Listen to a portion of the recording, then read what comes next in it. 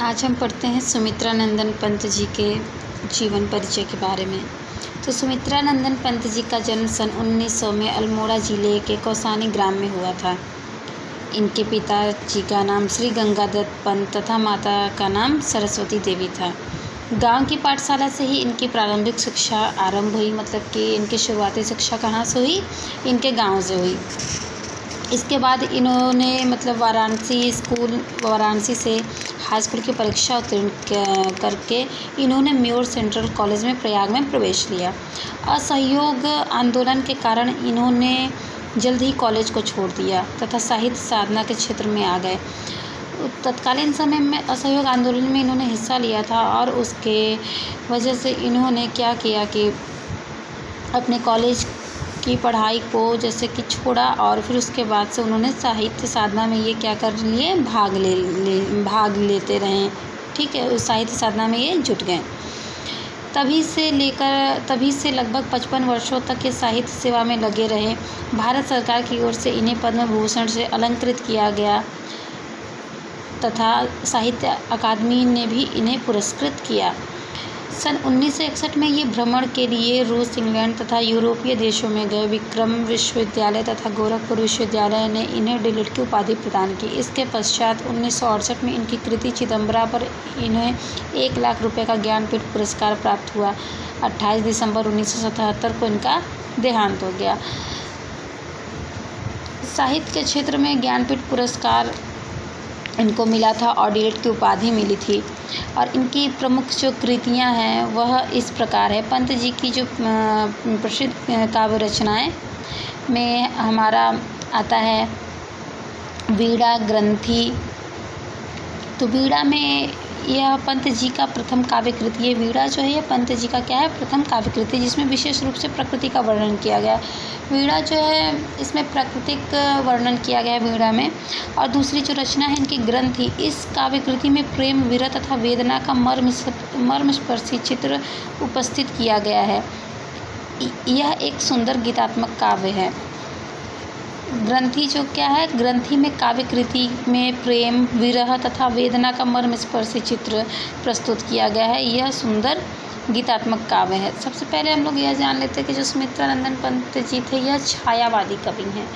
यह महादेवी वर्मा, सुमित्रा नंदन पंत और सूर्यकांत त्रिपाठी निराला जी, ये सभी लोग किस में आते हैं? ये छायावादी कवि में आते हैं। उसके बाद देखते हैं पल्लव। पंत जी की और भी कुछ प्रमुख रचनाएं हैं जिनमें पल्लव को हम देख लेते हैं। पल्लव, इस काव्य कृति में प्रकृति का बड़ा ही सजीव वर्णन किया गया है। इसकी प्रसिद्ध कविता परिवर्तन भी इसी काव्य कृति में संग्रहित है। पल्लव में सबसे प्रसिद्ध काव्य कृति परिवर्तन संकलित है।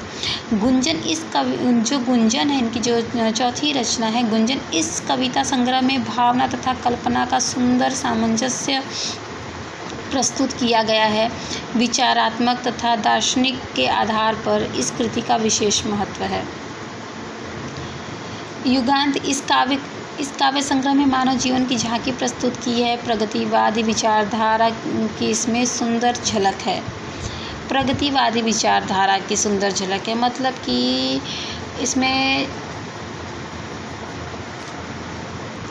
इसमें आगे बढ़ने के लिए कहा गया। प्रगतिवाद मतलब बढ़ते रहें।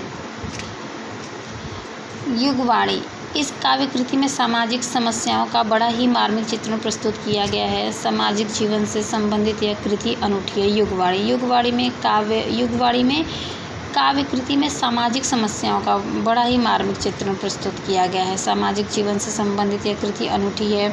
7वां है स्वर्ण किरण तथा स्वर्ण भूमि। इन काव्य कृतियों में कवि के दार्शनिक विचारों का सुंदर प्रतिपादन हुआ है। आत्मा की अभिव्यक्ति और जीवन दर्शन पर प्रकाश डाला गया है।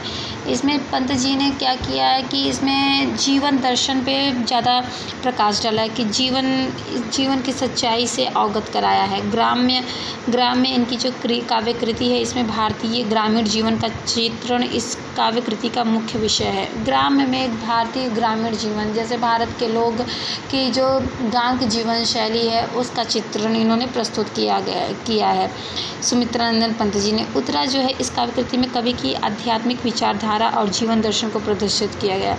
आध्यात्मिक विचारधारा और जीवन दर्शन को प्रदर्शित किया गया है जो आध्यात्म से संबंधित होते हैं। कला तथा बूढ़ा चांद, इस काव्य में रहस्यवादी विचारधारा को दिखाया गया है। कला तथा बूढ़ा चांद में रहस्यवादी विचारधारा को दिखाया गया है। अतिमा गीतात्मकता और प्रार्थना परक कविताएं इस काव्य कृति में मुख्य विषय हैं। इनके अतिरिक्त पल्लविनी, युगपत, शिल्पी, चिदंबरा, रीता, रश्मिबंध इत्यादि इनकी अन्य महत्वपूर्ण रचनाएं हैं। और पंत जी की हम लोग अब भाषा देख लेते हैं कि इनकी जो भाषा है काव्य कृति की वह किस प्रकार से है।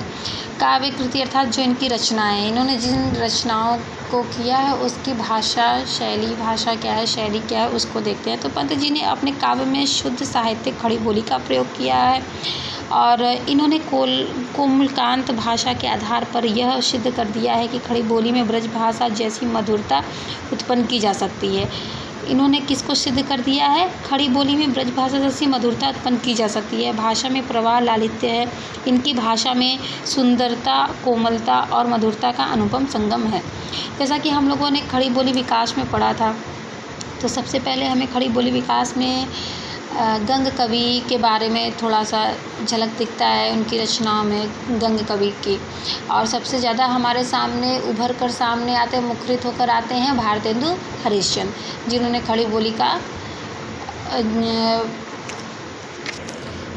खड़ी बोली को आगे बढ़ाया। अब देख लेते हैं शैली। इन्होंने अपने काव्य में गीतात्मक मुक्तक शैली का प्रयोग किया। इसमें संगीतात्मकता है। इनकी शैली पर अंग्रेजी, संस्कृत और बंगला भाषा के कवियों का प्रभाव स्पष्ट दिखाई पड़ता है। अलंकार, पंत जी के काव्य में विशेष रूप से श्लेष, उपमा, रूपक, उत्प्रेक्षा, अतिशयोक्ति, मानवीकरण, विशेषण, विपर्य इत्यादि अलंकारों का स्वाभाविक प्रयोग हुआ है। छंद, पंत जी ने अपने काव्य में तुकांत, अतुकांत, स्वच्छंद एवं मुक्तक छंदों का प्रयोग किया है। इन्होंने रूपमाला तथा साखी इत्यादि प्राचीन छंदों का प्रयोग किया है। अब हम रस की बात करते हैं तो इनकी काव्य कृतियों में किस रस को ज़्यादा लिया गया है, किस रस में ज़्यादा इन्होंने रचनाएं की हैं, तो यह है, यद्यपि इनके काव्य में सभी रसों का सुंदर परिपाक हुआ है, किंतु श्रृंगार शांत एवं करुण विशेष रूप में प्रयोग किया गया है। तो जैसा कि हम लोगों ने देखा कि सुमित्रानंदन पंत जी के जीवन के बारे में, उनकी भाषा शैली, उनकी काव्य कृतियाँ और उनका जीवन कैसा रहा, और उनकी काव्यगत विशेषताएं क्या हैं। पंत जी की काव्य में मानवता के प्रति सहज आस्था है। इन्होंने नवीन सृष्टि के अभ्युदय की कल्पना की है। इन्होंने प्रकृति के सुंदर, सजीव, मनोरम दृश्य अपने काव्य में प्रस्तुत किए हैं। ठीक है, तो आज के लिए बस इतना ही करते हैं। कल हम दूसरे कवि को पढ़ते हैं। तब तक के लिए धन्यवाद।